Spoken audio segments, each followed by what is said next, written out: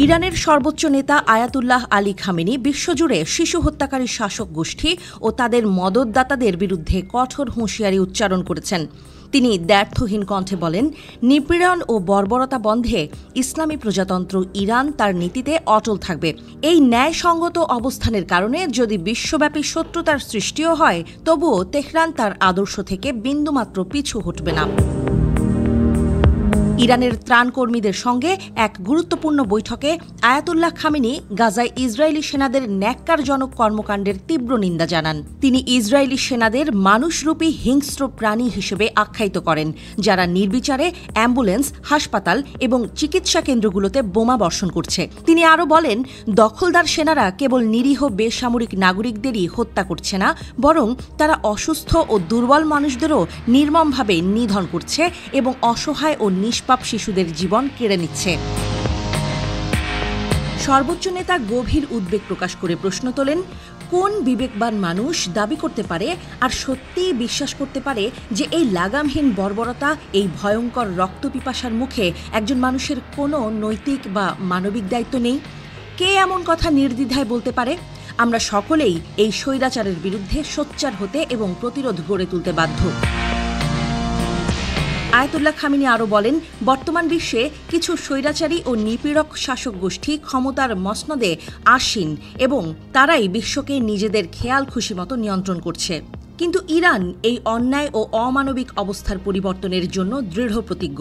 তারা এই অপশক্তির বিরুদ্ধে সম্মুখ সারিতে থেকে লড়াই চালিয়ে যাবে। তিনি সুস্পষ্টভাবে বলেন, ইরানের এই বিপ্লবী আন্দোলন, এর ইস্পাত কঠিন দৃঢ়তা এবং সেই নতুন সভ্যতার ধারণা যা ইসলামী প্রজাতন্ত্র বারবার বিশ্বের সামনে তুলে ধরে, তার মূল লক্ষ্যই হল এই অন্যায় ও কলুষিত বিশ্ব ব্যবস্থার মূল উৎপাটন করা। তিনি বলেন, ইরানের এই নীতিভিত্তিক নিপীড়ন বিরোধী অবস্থানের কারণেই কতিপয় পশ্চিমা দেশ ইরানের প্রতি বিদ্বেষ পোষণ করে। তিনি পশ্চিমা দেশগুলোর আপাত ভদ্র ও মার্জিত চেহারার আড়ালে লুকানো বর্বর মানসিকতার মুখোশ উন্মোচন করেন। তিনি বলেন, এই পশ্চিমা পরিশীলিত পোশাকে আবৃত সুগন্ধি ব্যবহারকারী এবং আপাত দৃষ্টিতে সুদর্শন সভ্য বর্বরতার ঠিক এই কারণেই ইরানের বিরুদ্ধে শত্রুতা পোষণ করে। আয়াতুল্লাহ খামেনি আরও যুক্ত করেন, যদি আপনারা এই জঘন্য বর্বরতার সামান্যতম বিরোধিতা না করেন, যদি আপনারা তাদের অন্যায় কর্মকাণ্ডের সঙ্গে নীরব সম্মতি জ্ঞাপন করেন, এমনকি যদি আপনারা তাদের নৃশংসতার প্রশংসাও করেন, তবে তারা কখনোই আপনাদের সঙ্গে শত্রুতা করবে না। তিনি অত্যন্ত স্পষ্টভাবে বলেন, আসলে সমস্যা ঠিক এখানেই যে আপনারা তাদের এই ভিত্তিহীন ও প্রতারণাপূর্ণ সভ্যতার মূল স্তম্ভকেই প্রত্যাখ্যান করছেন এবং আপনারা নিঃসন্দেহে সঠিক কাজটি করছেন। আপনাদের অবশ্যই এই মিথ্যা ও অমানবিকতাকে ঘৃণা করতে এবং এর বিরুদ্ধে রুখে দাঁড়াতে হবে। সর্বোচ্চ নেতা দৃঢ় আশাবাদ ব্যক্ত করেন যে বিশ্ববাসী ঐক্যবদ্ধ কর্মপ্রচেষ্টা ও ইস্পাত কঠিন প্রতিরোধের মাধ্যমেই এই মিথ্যা ও অশুভ শক্তিকে পরাজিত করতে সক্ষম হবে। তিনি বলেন, যদি আপনারা অবিচল থাকেন, যদি আপনারা সাহসিকতার সঙ্গে প্রতিরোধ গড়ে তোলেন, তাহলে নিঃসন্দেহে তারা পিছু হটতে বাধ্য হবে।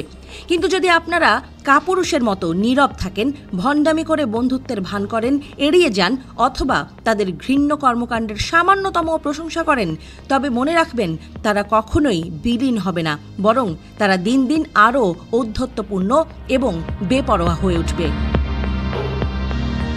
আয়াতুল্লাহ খামেনির এই বলিষ্ঠ ও সুস্পষ্ট বার্তা মধ্যপ্রাচ্য এবং আন্তর্জাতিক রাজনৈতিক অঙ্গনে নতুন করে আলোড়ন সৃষ্টি করেছে। বিশ্লেষকরা মনে করছেন, ইরানের এই অনমনীয় এবং নীতিভিত্তিক অবস্থান আঞ্চলিক ভূ রাজনীতিতে এক নতুন মেরুকরণ তৈরি করতে পারে।